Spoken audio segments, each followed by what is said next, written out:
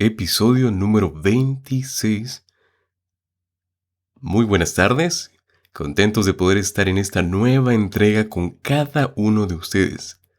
Espero que se encuentren creciendo en fe y en conocimiento, pues este es el deseo de nuestro Dios maravilloso. Y el deseo de su servidor es que en cada presentación tú puedas encontrar por lo menos un ápice de conocimiento. Ánimo, el Redentor no tarda. Es así como les damos la bienvenida a la serie Revelando los secretos del Apocalipsis. Y cómo no invitar la presencia del Creador para que podamos disfrutar de su compañía. Allí donde estás, inclina la cabeza y cierra la vista para iniciar este diálogo con el Padre. Vamos a orar.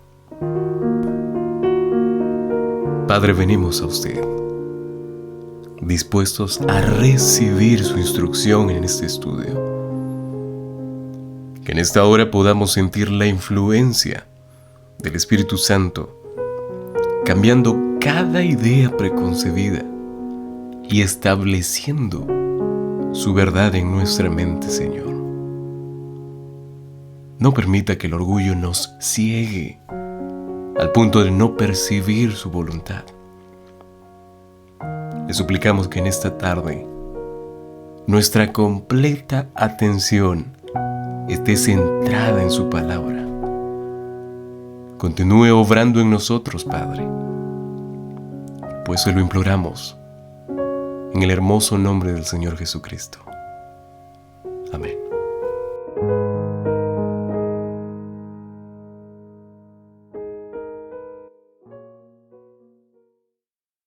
Ingresamos al capítulo 11 del libro de Apocalipsis, mencionando que muchos comentadores consideran que el capítulo 11, especialmente el segmento de los dos primeros versículos, versículo 1 y versículo 2, y luego desde el versículo 3 hasta el versículo 14, es uno de los segmentos o sectores de la Biblia más difíciles de interpretar del libro de Apocalipsis.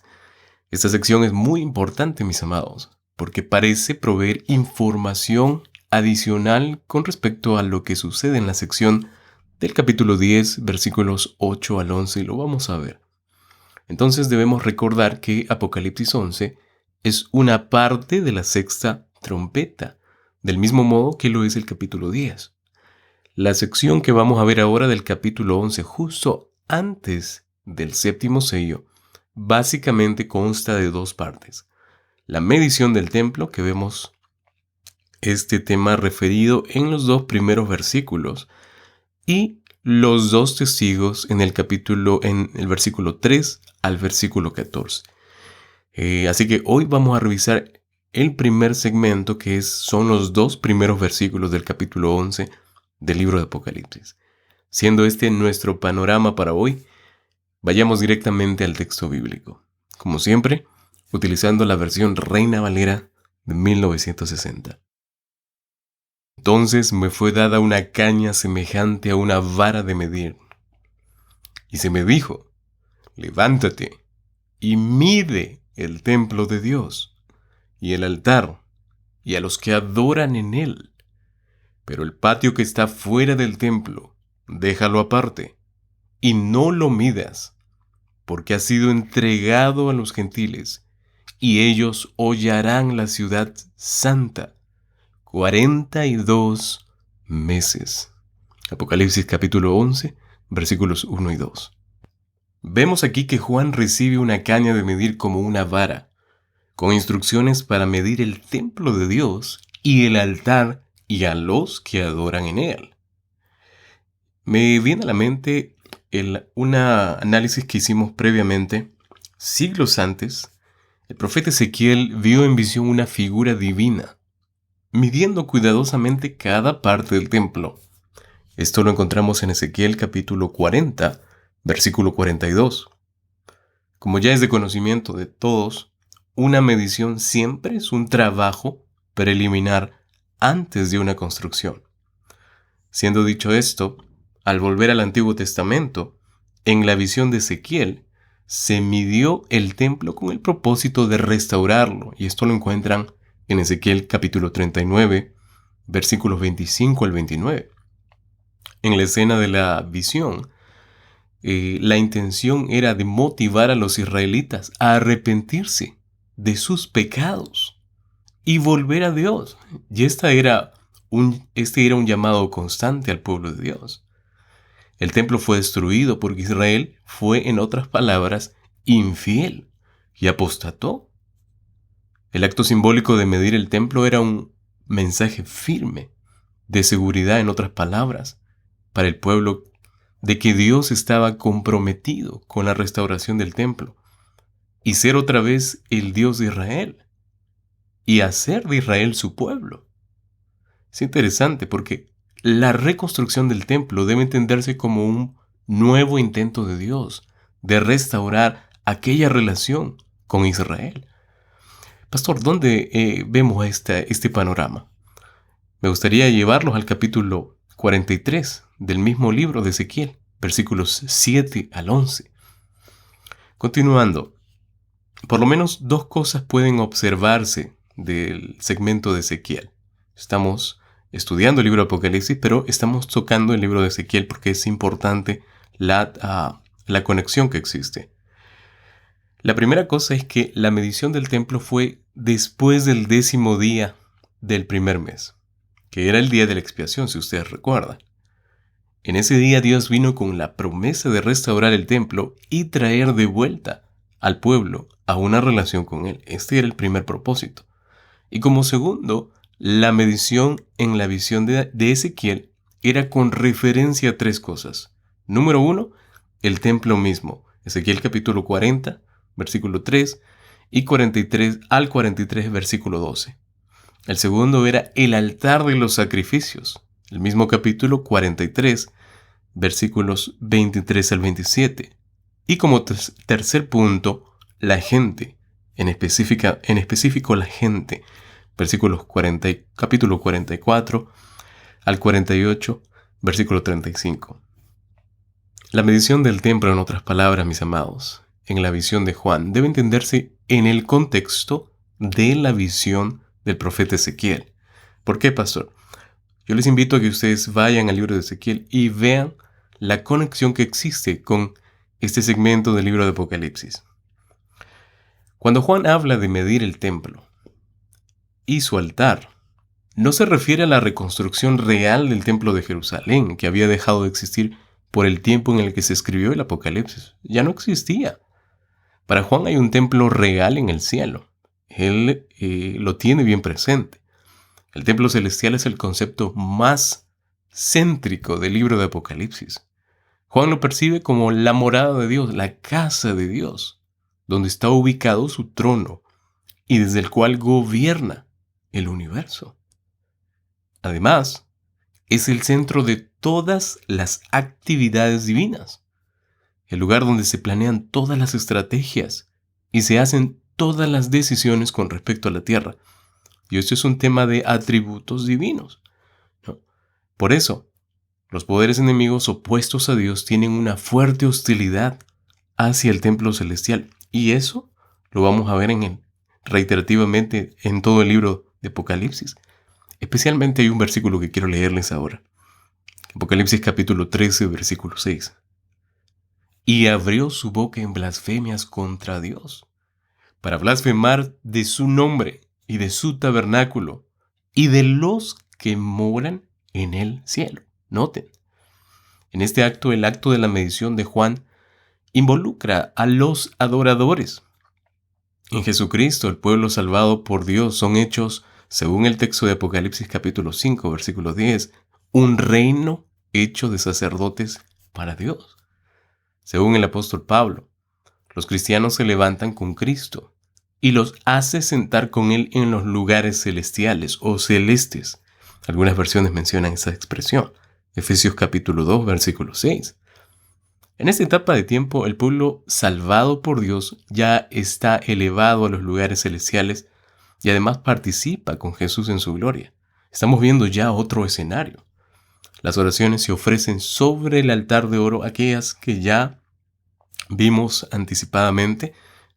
Sobre el altar de oro es decir, estas oraciones, desde el cual ascienden ante Dios. Y esto lo vimos en Apocalipsis 8, versículos 3 al 4.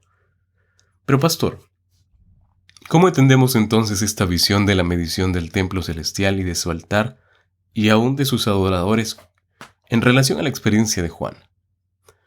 Algo que hay que ver aquí con mucha atención es lo siguiente.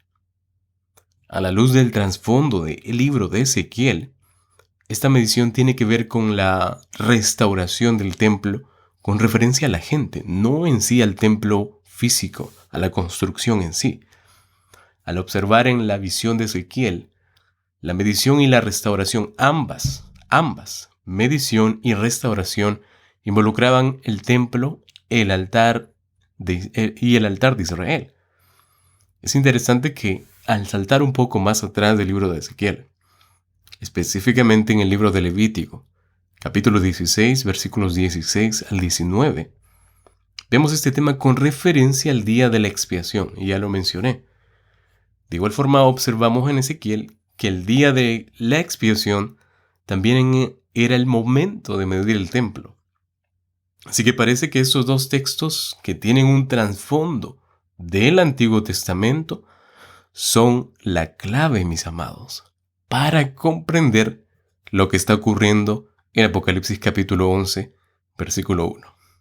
Ahora, el día de la expiación, hay que considerar esto como algo muy relevante, dice que era el día más solemne. ¿De qué, pastor? Del calendario sagrado judío, cuando el santuario era purificado de todos sus pecados que se acumulaban durante el año. Esto ocurría en el día de la expiación, el Yom Kippur. Es una especie de día final de medición. Es el día central del año cultico del pueblo de Israel. En aquel día se tenía una atmósfera de juicio final, se respiraba esa atmósfera, porque en ese día sucedería la separación. ¿Qué separación, pastor? La gente que no se afligía y toda persona que no se afligiera en este mismo día, dice la palabra de Dios, será cortada de su pueblo. Levítico 23, versículos 28 al 29. En Apocalipsis se traza una línea divisoria clara, muy clara, sobre la base de la adoración. Y este es el punto controversial de todo el libro de Apocalipsis, y en realidad de toda la Biblia, porque ustedes lo van a notar con mucha claridad. Aquí se trata de los que temen, adoran y sirven a Dios, y los que adoran al dragón y a la bestia. Capítulo 16, versículo 2, y capítulo 19, versículo 20 del libro de Apocalipsis.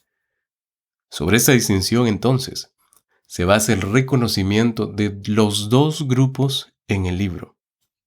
Al saltar al libro de Segunda de Samuel, capítulo 8, versículo 2, vemos aquí una ilustración especial de cómo la medición involucra el juicio con respecto a quién vivirá y a quién morirá.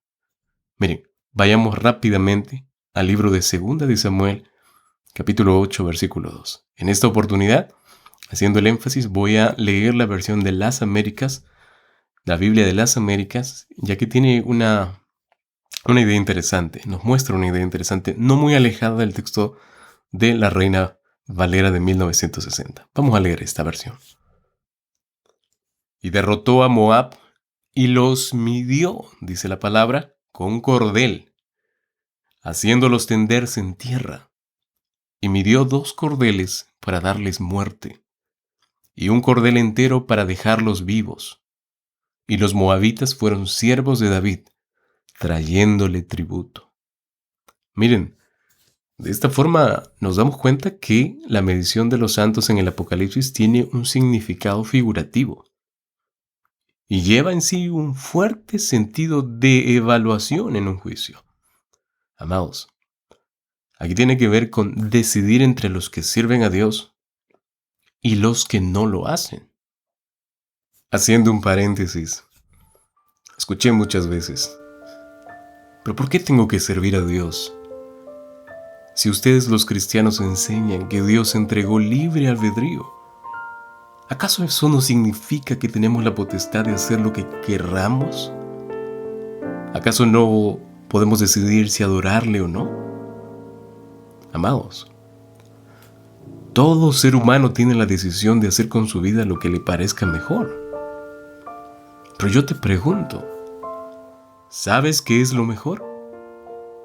¿Puedes ver en qué dirección estás yendo? ¿Puedes darte cuenta que ir en contra de Dios fue lo mismo que hizo el ángel rebelde desde el inicio? Decidir no adorar al Creador puede traer consigo una triste cosecha. Sin embargo, adorarle puede traerte felicidad verdadera y plenitud de vida. Por favor, te pido de corazón que reconsideres tus decisiones. El Señor te dice hoy, tú guardarás en completa paz a aquel cuyo pensamiento en ti persevera, porque en ti ha confiado.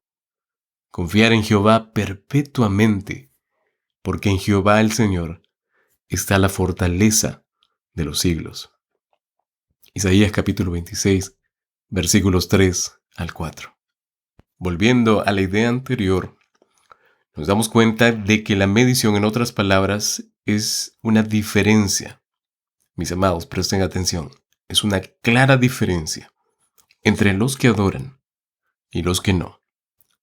Ahora, todo esto sucede antes de que los justos puedan recibir su recompensa. Noten el tiempo en el que se realiza. Justo antes de que los righteous, iba a decirlo en inglés, los justos reciban su recompensa y los malvados, obviamente, su condenación. Y esto está enfatizado en Apocalipsis capítulo 11, versículo 8. Tanto la medición y el sellamiento deben ser puestos lado a lado, de forma paralela, porque ambos describen la obra divina de la gracia en las vidas humanas, la gracia de Dios. La medición, sin embargo, tiene un propósito de decidir quién será sellado, es decir, los que pertenecen a Dios y son fieles a Él. Es más, la medición solo se realiza a aquellos que son adoradores, aquellos que están dentro del templo. Estos serán protegidos durante el tiempo de la tribulación final. Ahora, el texto bíblico nos dice que la voz del cielo instruye a Juan y le dice: excluye el atrio exterior y no lo midas, porque ha sido dado a las naciones. Esta expresión es realmente impresionante. Excluye el atrio, dice el texto. Si recordamos, los gentiles eran aquellos que eran excluidos de la casta judía y por ende solo podían adorar en el lado exterior del templo. Vemos claramente cómo se usa la palabra gentil de forma simbólica. Ojo, noten el simbolismo aquí. Es algo simbólico. Aquí en el contexto no se refiere a judíos y gentiles. Aquí se refiere a aquellos que son cristianos y los que no. Recordemos que el atrio exterior del templo de Jerusalén, solamente para complementar, era el lugar fuera del edificio del templo, donde se permitía adorar a este grupo de gentiles. Se excluye a esos gentiles de la medición porque fue dado a las naciones, según el texto bíblico, o sea, a los gentiles mismos, que en el Apocalipsis representan fuerzas hostiles o que van en contra de Dios y de su pueblo. Apocalipsis 11, versículo 18. Lo que hay que resaltar aquí es que el atrio exterior está evidentemente en contraste con el templo de Dios en el cielo y los adoradores. Hay una diferencia clara. Es como decir luz y noche, luz y oscuridad, día y noche, claridad y tinieblas. Es digno notar también que la exclusión es una parte de la medición, y esto es un elemento que lo vemos claramente aquí. La medición separa a los cristianos genuinos de los que profesan el cristianismo, pero son apóstatas, ¿verdad? Y estos son separados como resultado natural. Como en el caso de la medición del templo de Ezequiel, a ningún extranjero que fuera dice el texto bíblico, incircunciso de corazón e incircunciso de carne, se le permitía entrar en el templo. Ezequiel 44, versículo 9. Así en la visión de Juan, los gentiles están excluidos. Y esto ya lo leímos. En otras palabras, no pertenecen a la comunidad de creyentes. Pues si vemos el texto, solo se mide a los adoradores de Dios, aquellos santos cuyas oraciones ofrecidas sobre el altar de oro, ascienden delante de Dios. Apocalipsis 8, versículos 3 al 4. Una exclusión similar se menciona en la última parte del libro, y me refiero casi al final del libro de Apocalipsis, en conexión con la medición de la Nueva Jerusalén. Si ustedes van y revisan el capítulo 21, versículos 15 al 17, vemos allí que actúa como el templo de la tierra nueva. Apocalipsis 21, versículos 2 al 3. Y al revisar este contexto, nos damos cuenta que los infieles están, sí o sí, excluidos de la recompensa de la Nueva Jerusalén y se encuentran fuera del templo de la ciudad. Capítulo 21, versículo 27, dice lo siguiente: Mas los perros estarán fuera, y los hechiceros, y los fornicarios, los homicidas, los idólatras, y todo aquel que ama y hace mentira. Apocalipsis 22, versículo 15. Al entregar el atrio exterior a las naciones o los gentiles, significa que ellos pisotearán la ciudad santa, y luego vamos a verlo por 42 meses. Noten, voy a repetir lo que acabo de decir. El entregar el atrio exterior a las naciones o a los gentiles, según el texto bíblico lo menciona, significaría que estos pisotearán la santa ciudad por un tiempo determinado. Y la Biblia nos da el tiempo, 42 meses. Aquí se ubica el punto de partida para comprender esta imagen.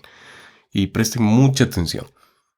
Es la profecía de Jesús de que Jerusalén sería hollada por los gentiles hasta que los tiempos de los gentiles se cumplan. ¿Y esto dónde está, pastor? Salten al Evangelio de Lucas, capítulo 21, versículo 24. De igual forma, Apocalipsis, capítulo 11, versículo 2. Ambos textos tienen un común denominador.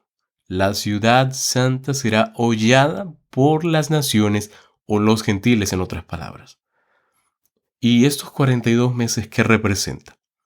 Es una pregunta que todos deberíamos hacernos. Vamos a ver a detalle este periodo profético de 42 meses en el siguiente episodio, pero antes permítanme mencionarles algunos detalles más. Estos 42 meses equivalen a los tiempos de los gentiles, a quienes se les permite oprimir al pueblo de Dios por un tiempo limitado. Este, mis amados, es el ya conocido pisoteo al que se refirió el Señor Jesucristo, quien llegó a ser el prototipo de la opresión y persecución que el pueblo de Dios ha experimentado a lo largo de los años, por poderes que son hostiles a Dios y a la palabra, en otros términos, al Evangelio. Apocalipsis capítulo 11, versículo 18, habla de las naciones airadas que destruyen la tierra, y lo vamos a ver. Esta hostilidad tiene un límite, mis amados, porque llegará el momento cuando los que destruyen la tierra serán destruidos a su vez. Apocalipsis capítulo 19, versículos 20 al 21. Parece que tanto Lucas 21 como Apocalipsis 11 tienen un trasfondo común en el libro de Daniel. Y es hermoso porque vamos a ver esta conexión. Los 42 meses asignados, y solamente les voy a dejar este detalle para continuar en el siguiente episodio. Estos 42 meses asignados a las naciones o gentiles representa un periodo específico de los 1200 años, durante los cuales el fiel pueblo de Dios soportará dificultades y sufrimientos por causa de la fidelidad, la lealtad, la entrega a Cristo Jesús. Estas conexiones con el libro de Daniel las veremos en el siguiente episodio, como les dije, en donde revisaremos el segmento de los 2 testigos. Así que te invitamos, no te lo pierdas. De esta forma, concluimos la primera parte del capítulo 11 y en el siguiente capítulo revisaremos el tema de los 2 testigos y el periodo profético de los 42 meses. Como siempre, muy agradecido por el apoyo y el deseo de prepararte para la venida de nuestro Rey. Te animo a seguir compartiendo este podcast para que otros de igual forma puedan tener la oportunidad que tú y yo estamos teniendo. Pues haciéndolo, te conviertes automáticamente en un mensajero de esperanza. Dios te bendiga. Vamos a orar. Padre lindo, gracias por habernos regalado una hora de su compañía. La sola idea de tenerlo como nuestro Padre, aquel que siempre está al pendiente de nosotros en todo lugar y en toda situación, conmueve nuestro corazón. Por favor, ayúdenos a entender que la vida es más que solo momentos y deseos temporales. Cuánto vacío, Señor, hay en la vida de aquellos que no lo consideran necesario. Oh Padre, gracias por su paciencia ante todo ello. No le merecemos, Señor, pero gracias por lo que hizo, hace y hará por nosotros. Le amamos, Dios, y expresamos nuestra oración, confiando en el precioso nombre de nuestro amado Señor Jesús. Amén, amén